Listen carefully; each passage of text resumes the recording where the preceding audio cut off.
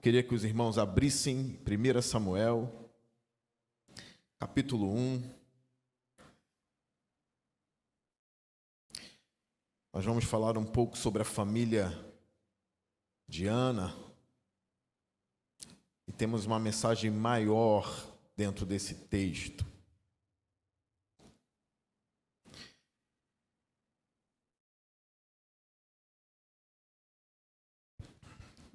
Os irmãos podem ficar de pé se quiserem. Os pastores aqui estão muito elegantes, me arrependi de não ter colocado a minha gravata.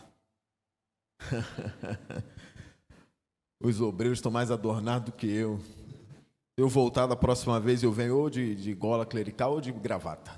Vamos combinar? Nós vamos ler até o versículo 20. Não é longo não, isso é pouco para a gente, irmãos. Ler a palavra do Senhor é um privilégio.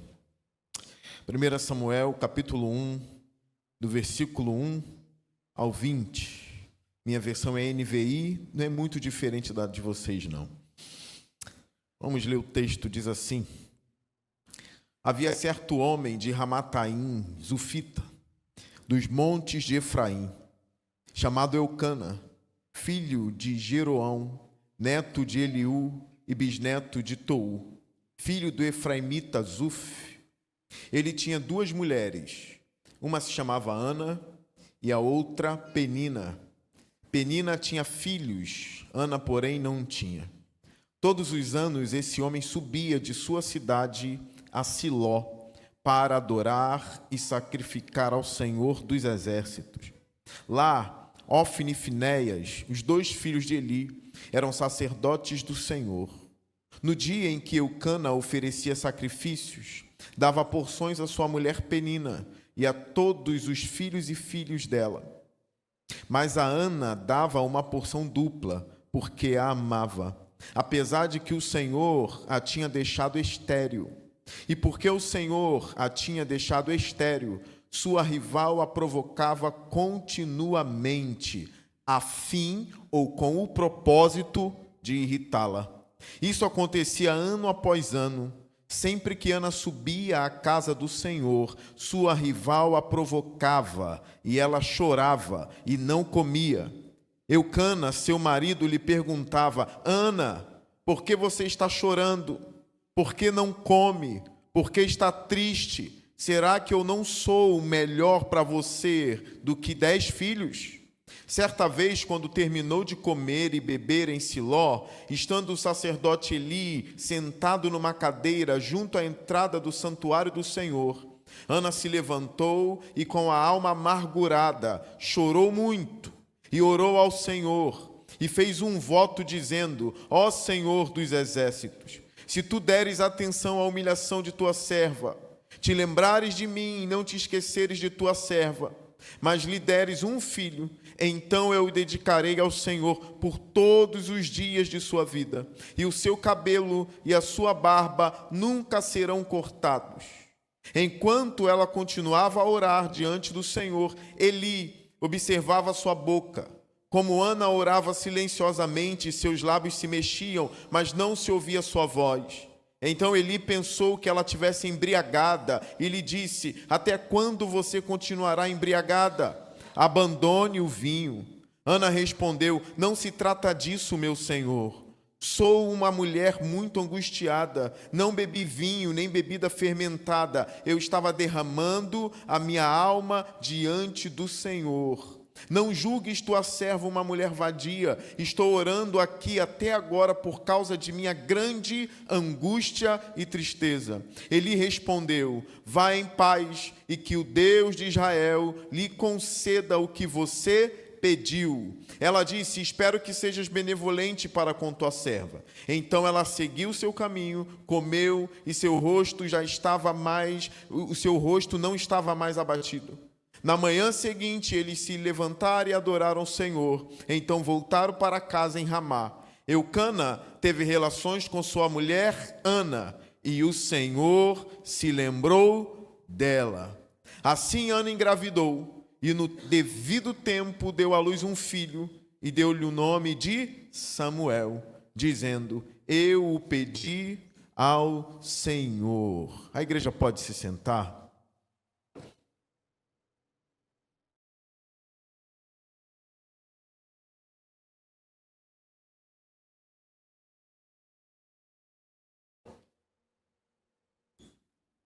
Curve sua cabeça em reverência ao Senhor. Senhor Deus e Pai, precisamos da Tua misericórdia agora. A sua igreja precisa de misericórdia para ouvir Tua palavra, e eu preciso de misericórdia para pregar Tua palavra. Confiamos no Teu Espírito Santo.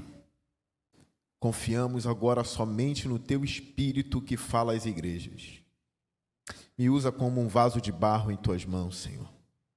Não sou melhor que meus irmãos, mas eu sei que a Sua palavra é preciosa para nós. Nos edifica essa manhã, no nome santo de Jesus. Amém. Irmãos, Israel vivia tempos tenebrosos nesse período aqui. E não somente nesse período, mas também nos períodos anteriores. Por exemplo, a época dos juízes era uma época tenebrosa também. A Bíblia relata que o povo não seguia mais o Deus dos seus antepassados. Deus levantava juízes para libertar o povo, e quando o juiz morria, ou quando os juízes morriam, o que acontecia? O povo voltava a cultuar outros deuses, a se entregar às imoralidades, a perversões. O povo estava se distanciando de Deus ano após ano. Um estudioso chamado Richard Phillips diz o seguinte: a esterilidade de Ana, nesse texto, ela é histórica, obviamente. Ana é uma personagem da história, ela existiu de fato. Ela de fato era estéril. Mas a vida de Ana, de alguma forma, segundo esse estudioso, era uma parábola de Israel. O que isso significa? Que Israel também era estéril. Israel não produzia filhos fiéis e espirituais para Deus. Israel estava ali sem engravidar, espiritualmente dizendo. Não produzia fruto por estar afastado do Senhor. Os homens não cultuavam mais a Deus como deveriam. As mulheres não buscavam mais ao Senhor como deveriam. Se a gente se aprofundar mais nesse capítulo, nós veremos que a própria família do sacerdote Eli estava afastada do Senhor. Os dois filhos dele, Hófni e Finéias, eram homens profanos e perversos. Eram sacerdotes, mas abusavam do santuário do Senhor, abusavam das pessoas oprimidas que levavam os sacrifícios do Senhor. Eles tomavam o sacrifício, eles comiam o que não deveriam comer. Eles não tinham nenhum afeto à casa do Senhor. Eles não tinham nenhuma reverência à presença do Senhor. Esses eram os filhos do sacerdote Eli. É nesse contexto aqui que surge Ana, que surge Eucana, que surge Penina. Lembre-se, não era um contexto de fidelidade ao Senhor. Muito pelo contrário. Essas pessoas existiam num contexto desfavorável. Não tem como aqui não lembrar, por exemplo, de Noé, que era um homem justo numa geração ímpia, numa geração perversa. Antes dele, Enoque já era um homem fiel, leal a Deus, numa geração também que não queria saber do Senhor. Lembramos também de Daniel. Enquanto estava em Jerusalém, tudo ok. Agora está indo exilado para a Babilônia. Irmãos, a Babilônia não buscava o Senhor. A Babilônia usavam outras roupas, comiam outras comidas e tinham outros nomes. Daniel, ele é tirado de Jerusalém para habitar num povo perverso, onde Deus não era cultuado. Como se mantém a fé no meio de uma geração ou no meio de um povo que não tem fé? Como se mantém fiel quando você está no meio de gente que profana e blasfema contra Deus? Como se mantém fiel? É possível manter a família fiel e é possível se manter fiel em contextos desfavoráveis. Um pastor uma vez chamou a atenção para algo que eu achei muito interessante. Qual eram os nomes dos 3 amigos de Daniel que foram lançados na fornalha ardente lá na Babilônia? Quais eram os nomes deles? Quais eram? É isso. O pastor chamou a atenção para uma coisa importante. Vocês só lembram os nomes babilônicos desses homens. A estratégia de Nabucodonosor deu certo. Ele mudou a identidade, mudou a roupa, mudou a comida, mudou o nome, e a gente só lembra o nome de Sadraque, Mesaque, Abidnego, que não eram nomes de Jerusalém, nem de Israel. Foi mudado o nome, mudaram as vestes. Agora, quem lembra o nome deles mesmo de fato? Misael? Azarias? Nabucodonosor venceu nessa, pastor Gilson. Daniel a gente lembra. Era Beltesazar, mas a gente lembra Daniel. Ficou o nome dele. Mas o que manteve Daniel puro no meio de uma geração perversa? Ele orava 3 vezes ao dia virado para Jerusalém. Mudaram as roupas, o nome, a comida, mas Jerusalém estava no coração de Daniel. O Deus de Israel estava no coração de Daniel e ele fazia esse exercício devocional todos os dias virado para Jerusalém. Eu estou na Babilônia, eu estou numa geração perversa contra Deus, mas eu oro lembrando de Jerusalém, eu oro lembrando do meu Deus todos os dias. Eles vão tirar tudo de mim, mas eles não tirarão Deus do meu coração, eles não tirarão Javé do meu coração, ou Adonai, chame de o que quiser. Mas é o Deus de Abraão, Isaque e Jacó. É importante porque nós veremos que Eucana era um homem que adorava a Deus, mesmo num cenário desfavorável, onde os próprios pastores, sacerdotes, fiz de propósito, os próprios líderes religiosos não temiam ao Senhor. Olha o versículo 1. Havia certo homem de Ramataim, Zufita, dos montes de Efraim, chamado Eucana, filho de Jeroão, neto de Eliú e bisneto de Tou, filho do efraimita Zuf. Ele tinha 2 mulheres, uma se chamava Ana e a outra Penina. Penina tinha filhos, Ana, porém, não tinha. Aqui é o relato, ou na verdade é a chancela de que nós estamos diante de um texto histórico. Isso aqui não é um mito, não é mitologia isso aqui. Quando dá todos esses detalhes, filho, neto, e começa a falar a descendência dele, isso demonstra que esse texto é um texto histórico. Eles existiram de fato na história, no tempo, alguns milhares de anos atrás. O texto também chama atenção para o fato desse homem ter 2 mulheres. Eu não quero incentivar ninguém aqui a ter 2 mulheres, pastor. Fazia parte do contexto histórico, cultural da época.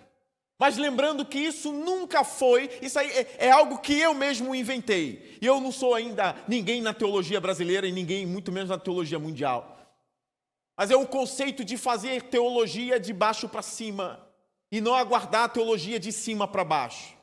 Quando a gente pega e inventa teologia aqui embaixo para jogar para cima, a gente cria o nosso próprio Deus. A gente inventa os próprios planos desse Deus. A gente começa a construir um Deus à nossa imagem e a nossa semelhança. Agora, quando a gente recebe a teologia puríssima, que é do alto ou de cima para baixo, a gente entende quem é esse Deus, quais foram as instruções desse Deus. Sabemos que no princípio não era assim. Deus criou Adão e Eva. Não precisaria estar aqui no século 21 para saber que o propósito de Deus era esse, não a poligamia. Naquele próprio período, poderia, e eles tinham acesso a literatura hebraica, eles conheciam muito bem a sua própria tradição, e eles sabiam que o propósito do Deus de Israel era homem, mulher e sua prole. Não homem e suas mulheres. Um estudioso do Antigo Testamento chamado John Walton disse o seguinte, olha, pé no freio aí, porque nem a poligamia era normal naquela época, assim como a gente acha. A poligamia não era normal, se dava em contextos de guerra, se dava em contextos quando a mulher era estéril, e aí é o caso de Ana. O normal era a monogamia. John Walton diz que até em outras nações que não serviam o mesmo Deus de Israel, a poligamia também não era tão normal como a gente imaginava. Parece que já está no DNA do homem ter uma só mulher. Só que esse DNA é o que vem do alto para cima e crava no homem. Não estou falando de um homem caído. O DNA do homem caído, a gente sabe, né? Se deixar e dar trela e tiver dinheiro, vai ter 10, 15. Mas cada um em um quarto diferente, a 1 quilômetro de distância dele, que também não quer ter esses relacionamentos diários. Nós veremos aqui que Eucana era um homem que amava Ana. Provavelmente Ana era a primeira esposa dele. Parece que o texto nos leva a isso. A primeira mulher era Ana. E pelo fato de Ana ser estéril, acabou vindo Penina. Nós vemos na história de Abraão que a própria esposa Sara entrega a sua serva a ele para que a descendência dele pudesse ser gerada. Quem sabe foi a mesma história. Sara consentiu, não somente consentiu, mas ofereceu a serva. Depois, quando Sara não quis mais, mandou expulsar. Abraão expulsou. Obedeceu a mulher ali. Tira ela daí. Eu fico falando, cadê o machismo? Cadê o machismo? Cadê o machismo? Estou dizendo que não existia. Existe até hoje, mas eu fico olhando, cadê o machismo? Abraão vai obedecer? Eu imagino Abraão dizendo para mim, tá louco, olha como a Sara tá. Vou tirar essa mulher daqui. Mas ele amava também Ismael. Todo mundo sabe que Abraão amou Ismael. Quem sabe era o caso aqui. Ana ofereceu Penina. Eucana era um homem piedoso, provavelmente ele não pegou contra a vontade de Ana. Só que Penina, o texto vai dizer no versículo 2, ele tinha 2 mulheres, uma se chamava Ana e a outra Penina. Penina tinha filhos, aqui começa. Ana, a primeira esposa, Penina, a segunda esposa, mas Penina tinha filhos. Ana, porém, não tinha. Isso para uma mulher, há milhares de anos atrás, era algo terrível. Hoje a gente precisa aconselhar moças na igreja, jovens na igreja, que não querem ter filhos de jeito nenhum ou de jeito algum. Querem a sua carreira. Os próprios homens também, não são só as mulheres. Não, os filhos vão atrapalhar a nossa vida. Nós temos muitos planos. Aí quando eu vejo a mulher tem 36 anos, opa! É uma escolha muito séria, você não quer ter. E aí é um papel pastoral, você não quer ter, você tem certeza. A Bíblia diz que os filhos são bênçãos. E lá em casa eu já estou armando um planejamento, porque dizem assim, filhos eram bênçãos no Antigo Testamento, que ajudava o pai na agricultura, no campo, a enriquecer. Eu falei, o quê? Na minha casa vai ser bênção também, não é agricultura, não vai, todos eles vão enricar o pai. Se Deus me permitir chegar aos 80, com a minha varoa ali com os 72, eu sou novo, tenho 38 aí, Guilherme, então aí é mais ou menos aí, 37, 38, 39, os irmãos fiquem com isso. Sou mais velho que minha esposa. Mas com 80 anos eu quero estar rico. Filhos continuam sendo bênçãos. Agora, brincando, a questão não é só financeira, mas é o afeto, é o amor, é o carinho. Envelhecer sem filhos, sem netos, uma vez que foi uma escolha deliberada sua, não por doença, nem nada, acaba sendo algo penoso. E quando você também tem 10 filhos e cria mal, aí é um inferno, é melhor não ter. Que são 10 pestes para te atormentar com 80 anos. E os netos serão mais pestes, que os netos se multiplicam. Então é como crente, criar como crente. Ensinar os caminhos do Senhor, levar para casa a palavra do Senhor, cuidar. Aí os filhos começam a ser bênçãos. Uma boa educação em casa também. Incentivá-los ao próprio estudo secular, se é que podemos usar esse termo. Usa o estudo secular. Você vai estudar para depois se sustentar o papai, pagar a aposentadoria do papai, que provavelmente não vai ter. Filhos são bênção ainda hoje. Repense se você diz, eu não quero ter, prefiro minha carreira. Filhos são heranças do Senhor. Heranças do Senhor.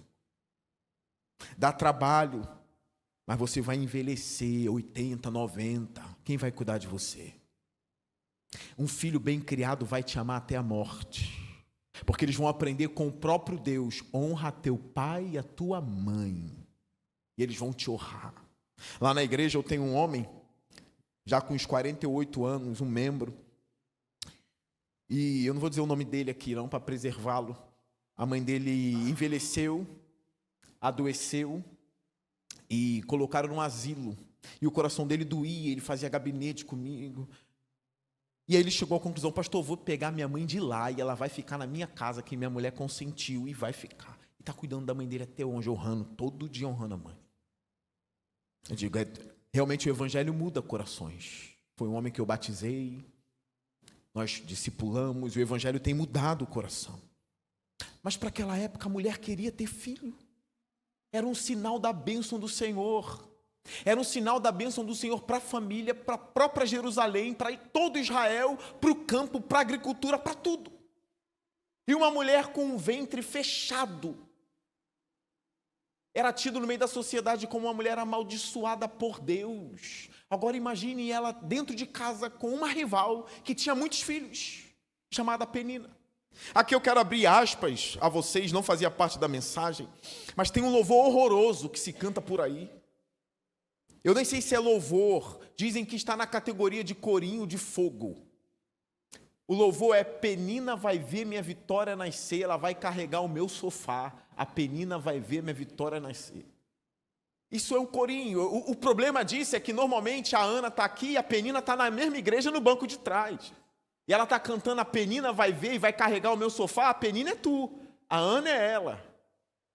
E ela está incentivando a inveja na igreja. Esses corinhos vão incentivando a inveja, vão incentivando a rivalidade. No fim, a Penina está reinando na igreja, que é isso que a Penina faz, ela rivaliza.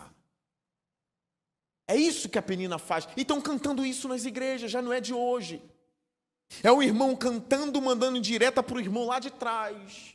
É a irmã cantando, se achando Ana e tendo a outra como Penina. E eu aprendi com Jonathan Edwards: leia a Bíblia contra você. E aí eu complemento: não contra o seu irmão. Leia a Bíblia contra você. Leia a Bíblia dizendo: será que eu sou a Penina? E você, homem, também pode ler e dizer: será que eu sou a Penina? No sentido de que eu sou aquele que rivaliza. No sentido que eu sou sempre aquele que arruma problema, aquele que quer causar ou cutucar a ferida do outro e me alegrar com a tristeza do outro, porque eu tenho algo que ele não tem, e eu sei que ele desejaria ter esse algo, e eu vou usar isso para esmagá-lo. Esse é o coração da Penina. Uma vez pregando sobre o início do livro de Jó na igreja, eu disse para a igreja que todos nós temos uma esposa de Jó no coração, não julgando toda a história da vida dela, pois ela não abandonou a Jó, ela permaneceu com ele até o fim e tudo foi restituído com ela. Deus não deu uma nova esposa para Jó, foi com ela que ele teve novos filhos. Mas teve um momento da vida de Jó que a esposa dele disse: eu sei que no hebraico vai ter uma discussão se abençoa ou amaldiçoa, mas a ideia é despede. Se despede desse Deus e morra. Ela viu que o estado de Jó era um estado tão deplorável que disse: olha, nas nossas traduções está assim: amaldiçoa o seu Deus e morra. E aí Jó fala: mulher, tu fala como uma louca, aceitaste o bem de Deus e não o mal, nu saí do ventre da minha mãe, pelado eu saí do ventre da minha mãe, e pelado voltarei para lá. Deus me deu, Deus tomou, bendito seja o nome do Senhor. E expondo o início do livro de Jó, eu cheguei à conclusão que a esposa de Jó, pelo menos nessa partezinha aí, está dentro de todos os corações aqui.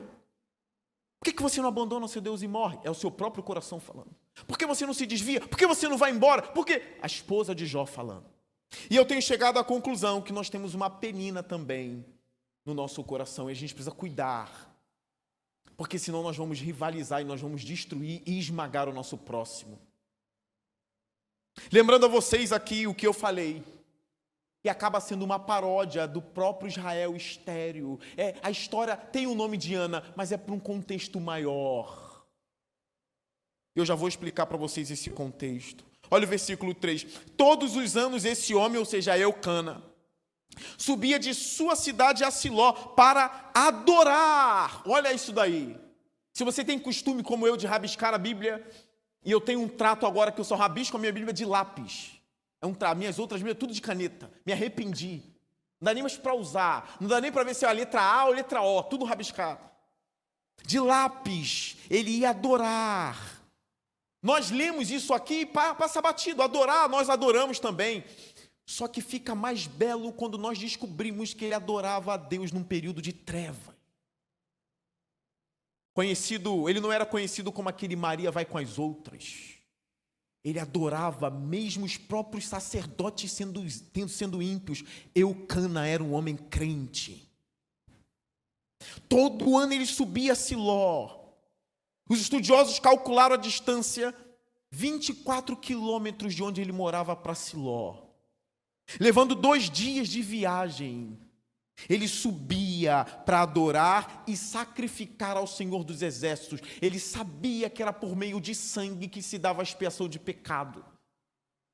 Mesmo nós aprendendo que o sangue daquele animal não purificava pecado, mas apontava para um sacrifício que Deus estava provendo, que viria, que é o sacrifício do Cordeiro de Deus. Lembra de João Batista? Quando viu Cristo diante dele? Este é o Cordeiro de Deus que tira o pecado do mundo. Eles eram salvos por crer na provisão futura de Deus. Nós somos salvos por crer na provisão passada de Deus. A cruz está no centro.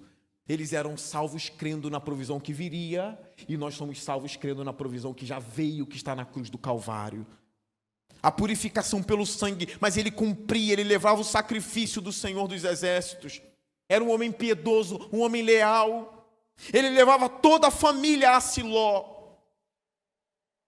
Homens e mulheres que aqui estão, não menosprezem o culto público ao Senhor. Saia da sua cidade e venha para Siló todos os domingos. Sacrifícios de louvor são entoados nesse lugar. Orações são feitas nesse lugar. Palavras são pregadas nesse lugar para a edificação da sua vida. Mas o ponto principal, o louvor da glória do nosso Deus. Pegue sua casa e venha adorar o Senhor no santuário. Mas pastor, o santuário sou eu, igreja não importa. Deus sempre teve um povo. Povo é plural. Por mais que seja uma palavra no singular, povo é plural. Até a oração principal que Jesus ensinou começa assim: Pai meu. É assim? Ou eu errei? Eu acho que eu errei, né? Pai nosso. Nosso, uma pluralidade. Nosso é um povo. Pai nosso é uma oração comunitária. Não é o pai meu, não é o pão meu, é o pão nosso de cada dia nos dai hoje. Não é perdoar o meu pecado, perdoe o nosso pecado. Cristo em casa não existe enquanto tem templo e santuário onde a igreja se reúne.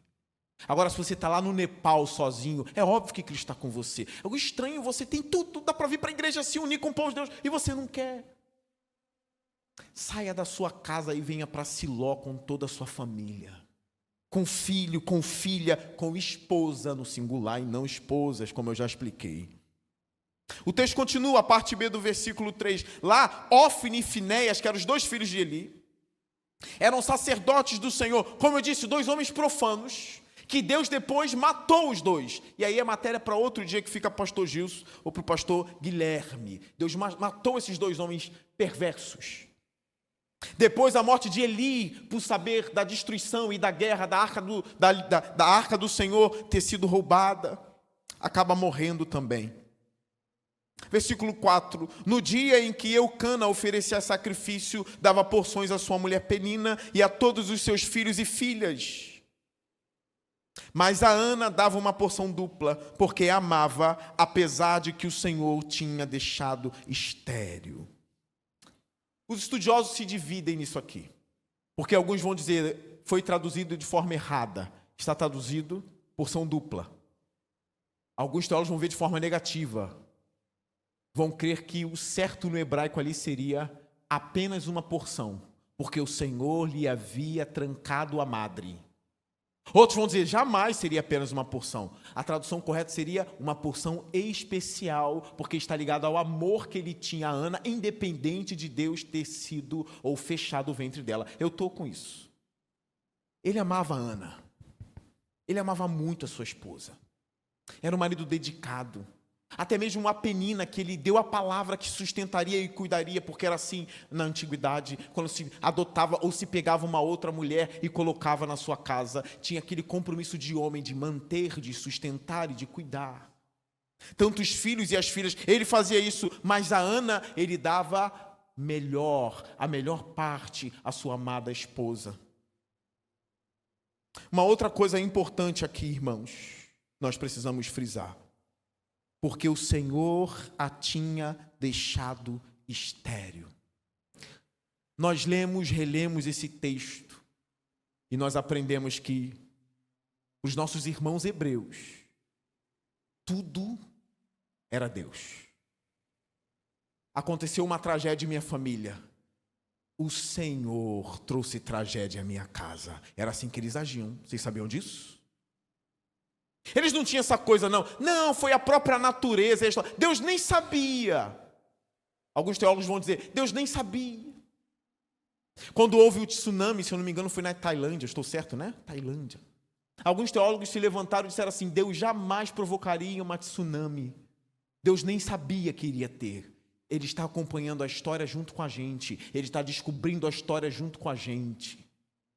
Ele não sabia que haveria tsunami e ele foi pego de surpresa junto com a gente. É como se a história estivesse em aberto, até para Deus. Eu fico olhando, eu digo, olha, os irmãos talvez não achem, mas eu tenho um coraçãozinho, meio incrédulo, tá? Não, mas o senhor é pastor, como é que você vai? Meu coraçãozinho é meio incrédulo. Eu vou confessar algo para os irmãos. Esse negócio de adoração nem seria comigo. Para eu adorar tem que ser grande demais. Se for meia boca, eu não adoro, não. Coração de pedra, que só é quebrado quando eu descubro uma maravilha maravilhosa. Me desculpe a redundância, é isso mesmo. Aí ele se quebra. Aí eu digo, encontrei alguém que vale a pena adorar. Eu gosto muito de filme de guerra, de espada. E eu vibro com as cenas quando um guerreiro olha para o outro e diz assim, até que enfim, um homem que vale a pena matar. Parece pejorativo, mas para aqueles guerreiros era ótimo. Um grande guerreiro dizendo que vale a pena me matar. Quando eu olho para o Deus da Bíblia e comparo com todas as outras religiões, eu digo, até que enfim, um Deus que vale a pena adorar. Dobrar o joelho para qualquer um e adorar. Um Deus que fica descobrindo a história junto comigo, eu descarto. Como é que ele vai saber que vai vencer o diabo no final de tudo? Ele vai dizer, não confia, eu não sei não, mas eu vou vencer. Não dá para confiar em tu, meu camarada. Tu não é o Deus da Bíblia e tu também não é o meu Deus. Tem teologia que parece fofinha e atrativa, mas na verdade é a teologia de baixo para cima. É eu formando, ou sou eu formando um Deus à minha imagem. Porque eu que descubro a história com o desenrolar dela. Mas o Deus da Bíblia não, Ele é o Senhor da história. Ele é o soberano da história. E os hebreus não tinham problema nenhum em dizer, foi Deus que impediu a minha esposa de ter filhos. Eles não tinham problema com isso. A gente que tem, a gente quer defender Deus. Deus jamais deixaria uma mulher estéril, é o diabo que deixa. Aí eu olho para o céu, Senhor, foi o diabo? Aí vamos supor que Deus diz, foi o diabo. Mas ele fez sem tua permissão? Não, ele não pode nem andar se eu não quiser. Por trás de tudo estou eu e não o diabo. A maioria dos crentes acredita em quê? Que Deus está agindo e por trás, violando os propósitos do Senhor, está quem? O diabo. Não é bíblico. O diabo está agindo aí, perturbando a gente. Mas o plano maior que está caminhando tudo para o nosso bem é Deus. O diabo não está por trás, Deus está por trás, pela frente, embaixo, no alto, como foi lido no Salmo 139. Antes de eu falar, o Senhor já sabe. Como pode isso? Eu não sei. O próprio Salmo 139 que foi lido aqui, Davi afirma várias coisas teológicas que ele mesmo não sabe como se dá. Tu me cerca por detrás e por diante, como? Não sei. Antes de eu falar, o Senhor sabe como? Não sei. O Senhor está em todos os lugares, como? Não sei. Eu só sei que no Salmo, como foi lido aqui, ele vai dizer, como são preciosos para mim todos os seus pensamentos. Aí se encaminha a adoração. Eu não sei como Deus pode ser soberano e eu responsável pelos meus atos e você. Ele é absolutamente soberano, mas eu sou responsável. Você também. Mas pastor, como se dá isso? Eu não sei. Eu sei que é muito grande esse Deus e esse é o Deus da Bíblia e no final eu vou dizer, não compreendo os seus caminhos, mas te darei a minha canção. Como diz um salmo que eu amo muito, esta oração ao Deus que me dá vida. É a Bíblia que está dizendo, irmãos, o Senhor a tinha deixado estéril. O texto não menciona o diabo. São raros os textos no Antigo Testamento que mencionam o diabo. No Novo Testamento menciona de uma forma mais intensa do que o Antigo, mas também é pouca coisa. A maioria falando de Deus, do agir de Deus, das coisas que Deus faz, dos decretos do Senhor. É assim que nós, como crentes, devemos agir. Foi o Senhor.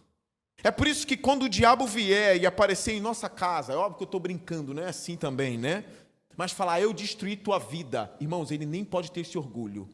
Aí a gente vai dizer, o Senhor destruiu a minha vida. Pastor, não, Deus não destrói nada. Deus destrói. Eu não vou dar esse crédito ao diabo, não. Foi o Senhor que tirou. Como Jó disse, Deus me deu, Deus tomou. Bendito seja o nome do Senhor. Você não pode. Só Deus pode lascar a minha vida. E Richard Phillips diz o seguinte, isso é confortante. A gente acha assim, mas que Deus mau que torna a Ana estéril. Esse teólogo vai dizer, não. Deus cerrou a amado de Ana. Deus pode abri-la. Deus tirou aquilo que você amava, que você tinha como algo precioso. Deus tirou. Nos armários do Senhor existem infinitas preciosidades guardadas.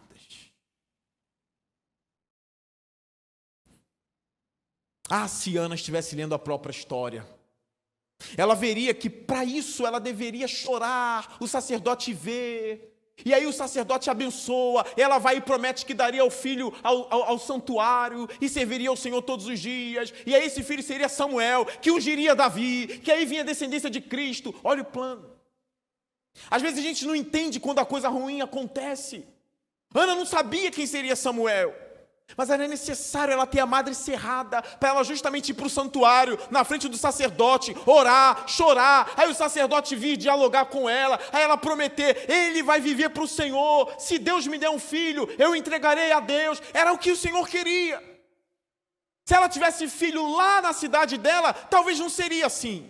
Deus vai caminhando a história para o bem do seu povo, para o bem de Israel, para o bem da igreja, para o seu bem. Se eu pudesse olhar nas cortinas do Senhor, tantas vezes que meu coração murmurou, reclamou, não haveria murmuração se eu olhasse para as cortinas da eternidade, ou por trás das cortinas da eternidade. Muitos dos porquês que ainda ficam em minha mente seriam respondidos. Eu diria, Senhor, me perdoe, porque eu te julguei mal. Como diz C.S. Lewis, nós agradeceríamos até pelos nãos do Senhor em nossas orações. Mas que Deus é esse? Que eu oro, Ele nunca me ouve. Ele está ouvindo. Nenhuma oração é descartada. Mas espere a vontade do Senhor, que é boa, que é santa. Aguarde no Senhor. Mas Ana tinha o ventre cerrado ou fechado. Aí o versículo 6 diz, e porque o Senhor ainda a tinha deixado estéril. Aqui chega a parte triste, tá? A parte triste. Pastor, mas a esterilidade é a parte triste, mas nós já descobrimos que ela vai ter filho, tá? Então já ficou alegre essa parte, né? A parte triste aqui é esta parte. E porque o Senhor a tinha deixado estéril, sua rival a provocava continuamente. E qual era o propósito? A fim de irritá-la. Isso acontecia ano após ano, sempre que Ana subia à casa do Senhor. A rivalidade, a contenda e a guerra acontecendo no santuário do Senhor. Acontecendo no ambiente que deveria ser um ambiente de adoração. Está havendo discórdia. E qual é o propósito? O propósito é causar tristeza mesmo na pessoa. O propósito é comprar o melhor sapato para ela ver que eu tenho e ela não tem. O propósito é ter o óculos com a melhor armação. É para o outro ver que eu tenho. Parece até o Kiko do Chaves. Vê o Chaves brincando com um barquinho de papel. Ele pega um barcão bonitão e esfrega na cara do Chaves. Parece penina. com Ana, mas é o Chaves. Tem na igreja também. O curioso é que o texto nunca diz que Penina adorava a Deus. O texto diz que Penina irritava Ana. Quem adorava a Deus era Eucana, era Ana. Quando o texto vai falar de Penina, vai dizer, ela irritava Ana.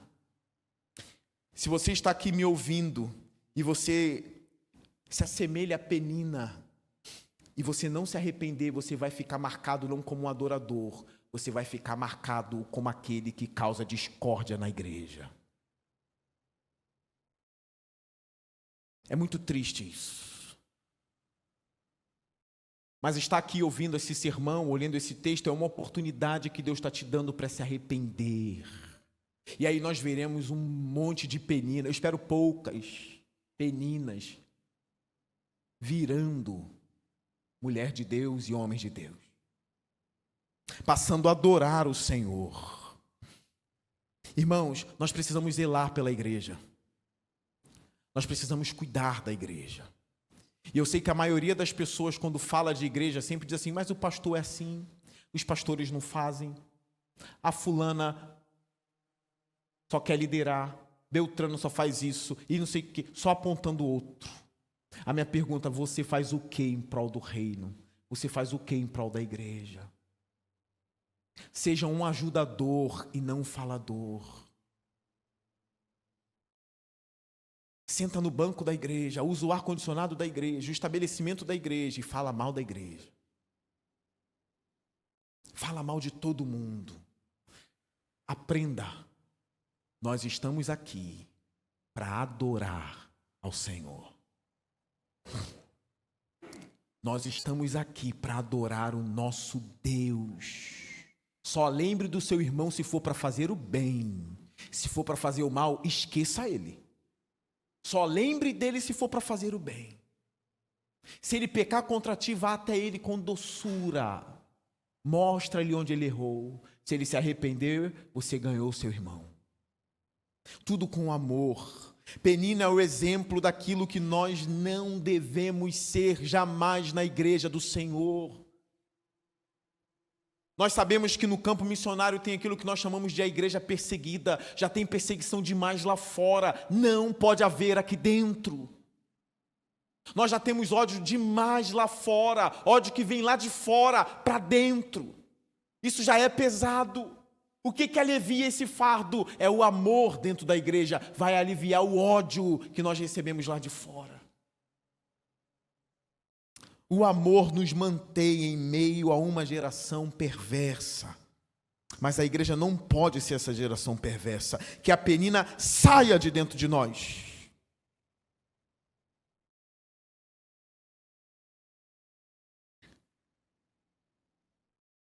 Muitos pregadores focam muito na questão da imoralidade sexual. Parece que pecado é só quando você... Eu posso falar essa palavra? Posso falar transa aqui?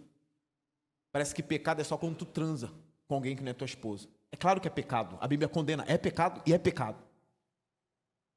E ficar mantendo esses desejos infames, sexuais, ilícitos no coração, acaba sendo prazeroso. Você vai alimentando, você vai imaginando. Aí todo mundo só tem, é pecado, isso é pecado. E é. Mas provocar uma pessoa é uma delícia. Vocês já viram isso? É uma delícia. Até a própria inveja, ela é alimentada como uma delícia para um coração caído. Você vai alimentando aquilo e parece que está alimentando mesmo o seu ventre. Se você não invejar, você está sentindo, parece que aquilo ali é parte do teu almoço e da tua janta. É bom, mas é maligno. Não é só imoralidade sexual, você fica alimentando o ódio do seu irmão. A Bíblia diz que isso já é homicídio. Você será julgado como homicida. O homicídio não acontece do nada, você está em paz, alegre, você vem e puf! Antes de acontecer o homicídio, o ódio é alimentado. A ira é alimentada, a inveja de Caim é alimentada, até que o homicídio é apenas um resultado do que estava no coração. Repare se alimentar a rivalidade não é bom, entre aspas. Repare. Isso não é bom quando você se junta com uma outra irmã que gosta de falar mal de todo mundo. E nós estamos aqui num contexto eclesiástico. Gosta de falar mal de todo mundo da igreja. Como é bom ouvir! Qual é a fofoca da semana? Quem caiu? Como foi? A irmã foi com que roupa mesmo para a igreja? Ah, o filho dela está desviado. Aí ela falava do filho dos outros. Ah, está desviado o filho. Bem feito. E você fica ouvindo. Quem mais? E do pastor tem alguma coisa? Pastor Gilson? Guilherme? Que tem? E tu quer, ó. Nem tem problema com imoralidade sexual. Aí acha que é santo. E é perverso. O texto nenhum menciona que Penina era pervertida sexualmente falando. Ela era pervertida por causar ódio através da inveja e da discórdia. Olha o que ela gerava no coração de Ana, irmãos. Versículo 7. Isso acontecia ano após ano. Sempre que Ana subia à casa do Senhor, sua rival a provocava. Olha o que acontecia. E ela chorava e não comia. Ana deprimia por causa da perseguição de Penina. Ela deprimia ao ponto de só chorar e nem comer, fazendo mal à irmã, e a irmã não comendo, emagrecendo, chorando, e a gente não para de pisar, a gente não para de fazer o mal, a gente está esmagando a pessoa. Os teólogos acreditam que Penina agia assim, pois sabia que a amada era Ana, mas ela tinha que entender que Ana foi a primeira. Ana foi a primeira esposa de Eucana. Alguns teólogos chegam a dizer que provavelmente entre os próprios filhos ela causava esse sofrimento. Talvez dizendo, está vendo a tia Ana? Não tem filho. Por quê, mamãe? Porque Deus não quer.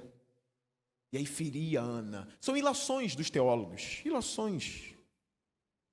Não parece não, mas eu estou caminhando para o final. Versículo 8, Eucana, seu marido, lhe perguntava, Ana, por que está chorando? Por que não come? Por que está triste? Será que eu não sou melhor para você do que 10 filhos? Que frase, parece uma frase máxima. Parece que essa frase é o máximo. Eu não sou melhor para você do que 10 filhos. Eu valho mais do que 10 filhos, Ana. Mas aí os comentaristas dizem assim, como seria bom se ele dissesse, Ana, você vale para mim mais do que 10 filhos, Ana. Porque isso era um problema da mulher da época. O fato de não poder gerar e dar um filho para o marido, o fato de não dar a descendência que ele queria. Talvez o que Ana precisava escutar do marido era, você vale para mim mais do que 10 filhos, Ana. Ainda que Deus nunca abra sua madre, Ana, eu te amarei e você valerá para mim mais do que 10 filhos, Ana. A nossa porção é o Senhor, Ana. Deus não julga como o homem julga, Ana. A nossa cultura condena você, Ana, mas Deus te ama independente. Lembra de Sara, Ana? Lembra de Raquel, Ana? Foi Raquel ou Rebeca? Agora eu não sei. No auge do sermão, eu não lembro. Raquel era de Isaac, certo? Certo? Rebeca de Jacó, certo? Então é Raquel. Estéreo também. Um marido consolador, que conhece a palavra do Senhor, que conhece teologia. Não estou dizendo que vai para um seminário, não, mas que conhece porque vem aos cultos, aprende, cultos de doutrina, lê a palavra em casa, assiste os melhores pregadores recomendados pelos pastores. E aí conhece Ana. Sara também era estéril e teve filho com 80 anos, Ana. Raquel também era, e Deus abriu o ventre de Raquel, Ana. Os valores de Deus não são os mesmos da cultura, Ana. Deus te ama independente disso. A nossa porção é o Senhor. Como seria bom se ele dissesse, Deus vale mais do que 1000 filhos, Ana. E nós temos Deus. Mas ele resolve dizer, eu, Ana, sou melhor para você do que 10 filhos, Ana. Isso não consolou Ana.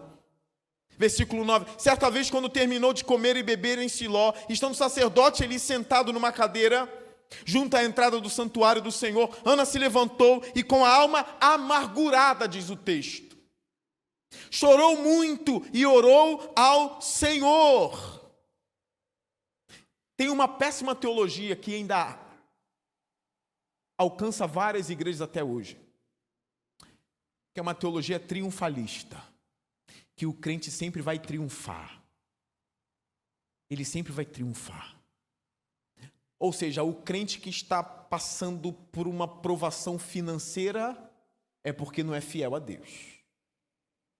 No ponto de vista dessa teologia, não no meu ponto de vista. Está assim porque não é fiel a Deus. Por isso que ele está assim.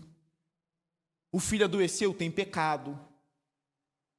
Porque crente não passa por isso. Aí é uma teologia triunfalista, que os crentes sempre vai triunfar em todas as áreas da vida. Ele sempre vai ser um campeão, vencedor, porque Deus dá asa.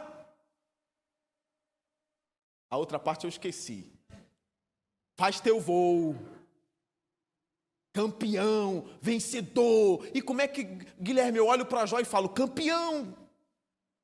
O que ele vai falar? Maluco. Sai daqui. Chama um pastor de verdade, seu maluco. Tô leproso, no pó e na cinza, perdi 10 filhos. Que campeão eu sou? Jó falaria, porque se você ler, Jó falou cada coisa, se você ler direito, tu vai ficar assombrado. Ele falou. E ele falou, irmãos. Ana, campeã. Ana amargurada. Por causa dos sofrimentos da vida. Por causa de uma inimiga que ainda usava a dor dela contra ela. Queria lembrar a dor e causava mais dor. Crente pode estar em um período de grande amargura e sofrimento, sim. E ser cheio do Espírito Santo, sim. Será que um crente cheio de tristeza pode estar cheio do Espírito Santo ao mesmo tempo? Eu tenho certeza que a maioria dos crentes diria não. Porque quando João Batista ficou cheio do Espírito no ventre de Isabel, ele saltou de alegria. Então onde o Espírito Santo está, vai ter alegria. Aí eu lembro de Jesus no Getsemane. Minha alma está profundamente triste, com uma tristeza mortal. Sabe o que você vai ter que fazer agora?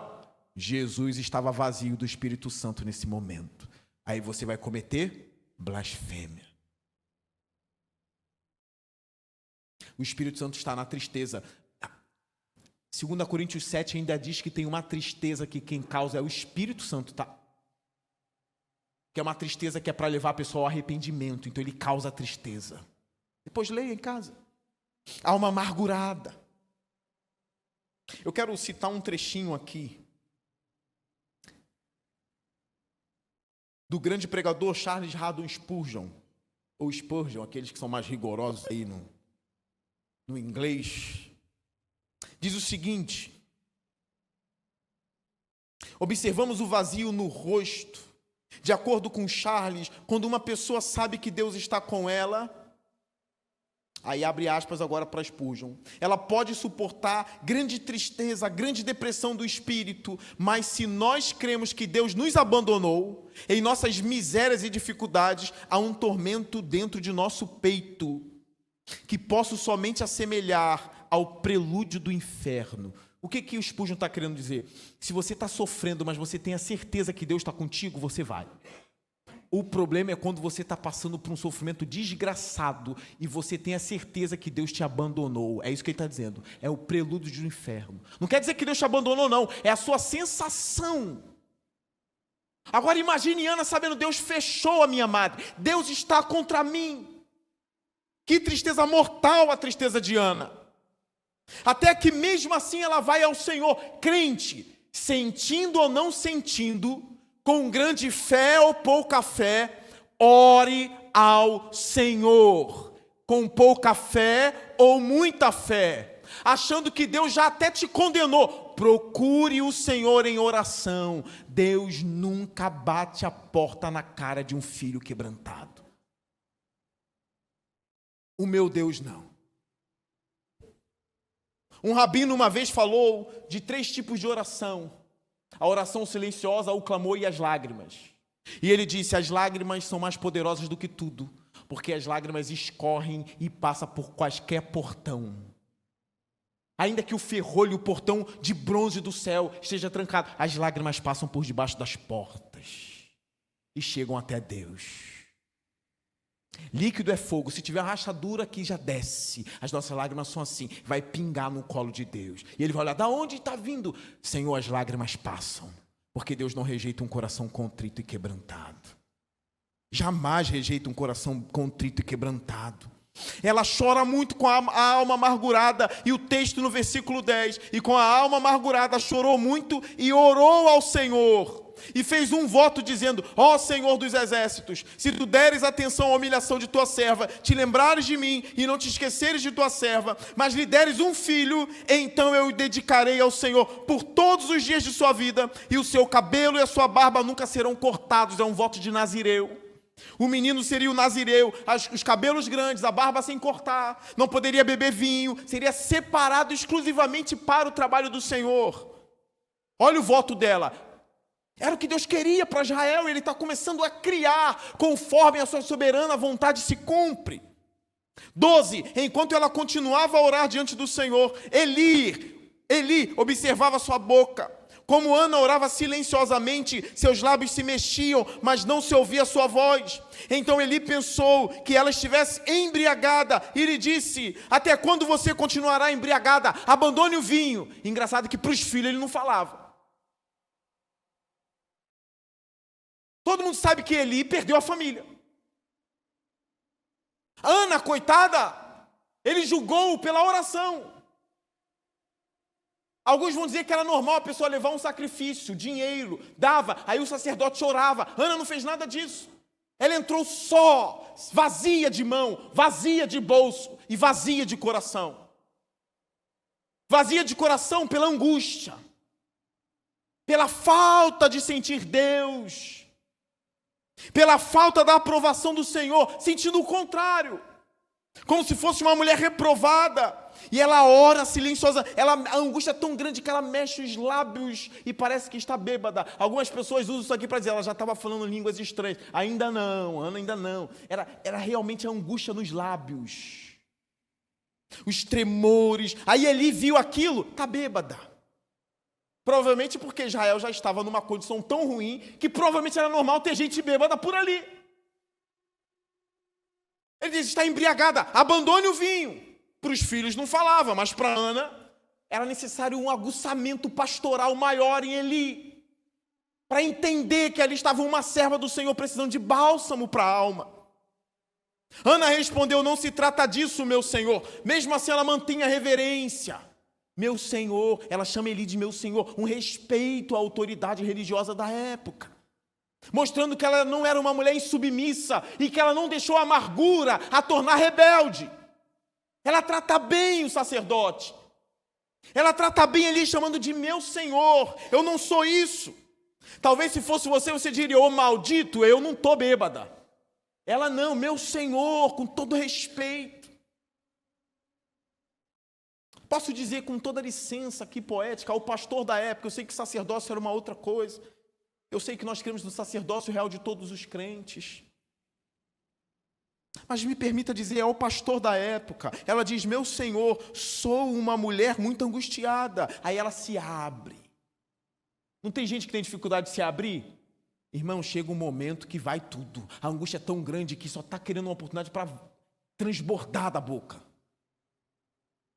Não bebi vinho nem bebida fermentada. Eu estava o quê?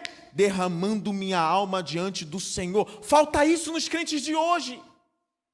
Eu disse lá na igreja a gente não tem a ideia de ser contra a psiquiatria e nem demonizar a terapia. Não é a nossa ideia essa. Nossa igreja não. O ensinamento lá não é esse. Porém, o ensinamento lá é o seguinte, procure Deus antes do psiquiatra. Vá ao Senhor antes do terapeuta. E virou moda isso, porque meu terapeuta falou. Deus falou o quê? Tem Bíblia para falar? Ah não, porque no Salmo vai dizer que o choro dura. Nem sabe, mas o que o terapeuta fala, sabe. E olha que está ouvindo de alguém que não demoniza. Não tira remédio de ninguém, continua. Está no psiquiatra? Continua. Mas vá ao Senhor antes. Já falou com Deus? Não. Vai derramar a tua alma diante do Senhor primeiro. Primeiro vai ao Senhor.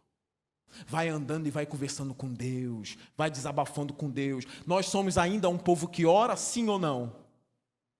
Nós somos ainda um povo que crê na palavra, sim ou não? Somos. Eu estava derramando minha alma diante do Senhor. Não julgues tua serva uma mulher vadia. Estou orando aqui até agora por causa da minha grande angústia e tristeza.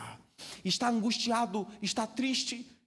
Pastor, me dá um remédio agora, nesse momento. Ore. A gente precisa voltar a acreditar que a oração é real. A gente precisa voltar a acreditar que Deus ouve a oração, sim. A gente precisa voltar a interceder uns pelos outros, porque Deus ainda ouve a oração. Tem gente sendo curada porque a gente ora. Tem gente levantando da cama porque a gente ora. Tem gente recebendo alegria porque a gente ora. Volte a orar, irmãos, eu tenho que correr por causa do tempo. Versículo 17, ele respondeu, vá em paz, e que o Deus de Israel lhe conceda o que você pediu. Repara que ele não ora por ela, ele a abençoa. Ele não ora por ela, ele a abençoa. Vá em paz, e que o Senhor lhe conceda o que você pediu. E aí eu aprendo uma coisa com esse livrinho aqui do Sandstorm, da editora, que se eu não me engano é da igreja de vocês, Anno Domini. Então eu já trouxe quase de propósito. Falei, eu acho que é. Eu ganhei de lá. Sandstorm vai dizer o seguinte sobre nossas orações, nossa fé. Quando estamos diante de alguém com grande tribulação, precisando de cura ou enfermo, Sandstorm, que é um pastor reformado, que ama a Bíblia, um pastor, poderíamos dizer, tradicional nos costumes. Ele diz o seguinte, sobre como você pode tratar alguém enfermo na sua igreja. Você poderá dizer coisas como, seja curado. A gente não parou de falar isso? É um medo da pessoa não ser, né? Não, então eu vou só orar aqui, Senhor, tem misericórdia dela. E a gente perdeu isso. Irmã, seja curada em nome de Jesus. Ué, Pedro não falou isso? E Sandstorm está ensinando a voltar. Não é só orar, somente. Ele chama isso de palavra de comando, que ele aprendeu na Bíblia. Até a imposição de mãos.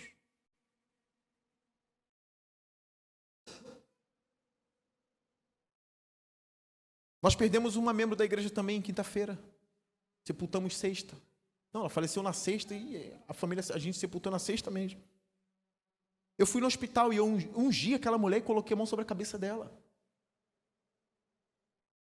Com óleo mesmo. Ungi. Eu aprendi na Bíblia a ungir enfermos. Mas eu sei que tem pastor, diz que não, que o óleo não é isso. É claro que o óleo é isso.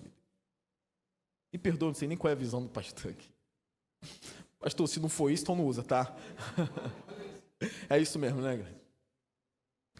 Estou me sentindo na minha igreja. Seja curado. Sandstorm vai dizer, receba a sua cura. Antes de rapidamente desconsiderar essa abordagem por achá-la arrogante e sem fundamento bíblico, lembre-se de que Jesus quase sempre curava por meio de uma palavra de comando. Lembra do leproso? Senhor, se queres, serei limpo. Eu quero, seja limpo. Lembra disso? Eu não sou de falar disso não, mas meu Deus, vamos colocar nossa fé em ação. Terminando o texto, versículo 18. Ela disse, espero que sejas benevolente para com a tua serva. Então ela seguiu o seu caminho, comeu e o seu rosto já não estava mais abatido. Está vendo? A tristeza, a depressão, o espírito deprimido, ele vai embora quando se ataca a causa e não os efeitos. Só ficar atacando os efeitos não cura. Tem que ir na causa. Qual é o problema? É o filho? Que o Senhor te conceda o filho. É a causa. Pum! Ela recebe aquilo, a fé dela ressurge e o rosto dela não estava mais abatido. Se atacar a causa e de fato o ataque for certeiro, o Espírito começa a se mover na gente e diz, epa, está vindo esperança aqui. E quando a esperança vem, a alegria vem junto e o abatimento vai embora. Ana foi sarada desse abatimento, porque a causa foi atacada. Detectar a causa e atacar é importante. O seu rosto não estava mais abatido. Na manhã seguinte eles se levantaram e adoraram o Senhor. Olha isso. Então voltaram para casa em Ramá. Eucana teve relações com sua mulher Ana e o Senhor se lembrou dela. A parte feliz do texto. Assim, Ana engravidou e no devido tempo deu à luz a um filho e deu-lhe o nome de simplesmente Samuel.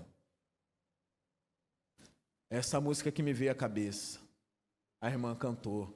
Samuel, Samuel, Deus te chama lá do céu. É de criança, né? Muito bonita. Deus falou com Samuel. E aqui o texto terminando, dizendo, eu pedi ao Senhor. Repara que o sonho de Ana foi realizado. Mas acima do sonho de Ana, estavam os planos de Deus se cumprindo para toda a nação de Israel. Levantarei um juiz, que será profeta. Será um homem justo na nação perversa. Esse homem precisa crescer debaixo da minha palavra e da minha instrução. E eu falarei com ele, separarei ele, e ele ungirá um rei. Deus sabia de tudo. Ele vai ungir um rei em Israel. E será o rei da linhagem do Cristo. Aí eu lembro lá do texto de Judas, veio um anjo para uma mulher simples chamada Maria. E disse, Maria.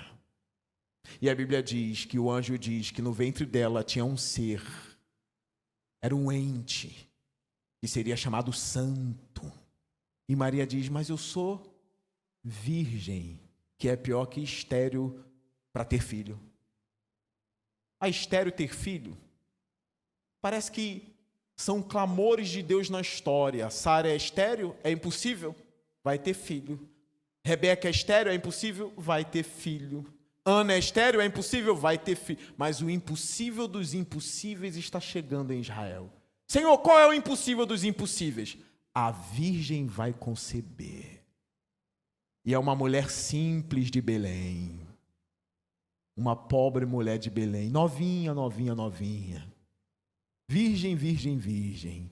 Gabriel, vá a ela. Diga que o Cristo está no ventre dela. E ele será chamado o Filho do Altíssimo.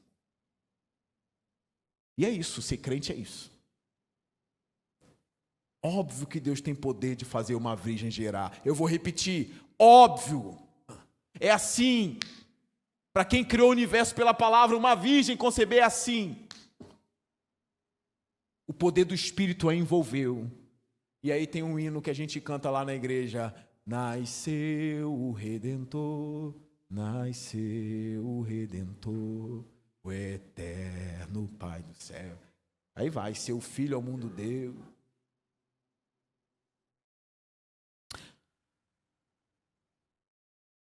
Os planos soberanos de Deus estão acima dos nossos sonhos particulares, mas os nossos sonhos particulares podem ser intercambiáveis com esses macros planos do Senhor. Nós podemos fazer parte do grande agir de Deus no mundo, para a nossa alegria e para a glória do nome dEle.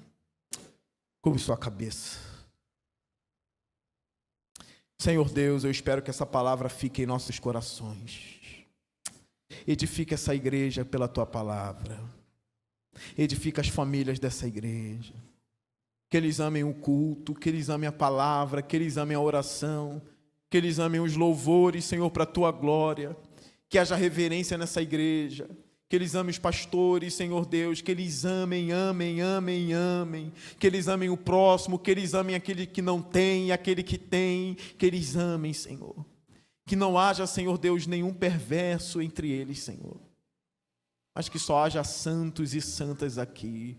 Em nome de Jesus, Pai. Amém e amém.